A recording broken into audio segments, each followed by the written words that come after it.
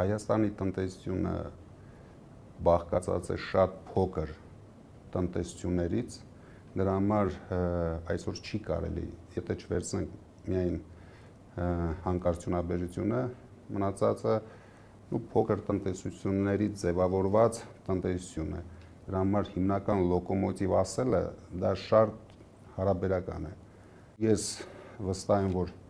պետք է լուրջ աշխատանք տանել միջազգային խոշոր ձեռնարկություններ ներգրավել Հայաստանի տնտեսության մեջ, տարբեր ուղղություններով, դա էլ երևի կլինի այն ձեր ասած հիմնական լոկոմոտիվը, որ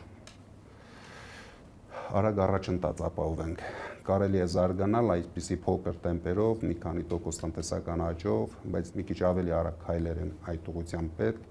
ավելի լուրջ աշխատանք է պետք, այսպես է հասկացողություն գոյություն ունի, զբաղվել ավելի շատ մակրոէկոնոմիկայով։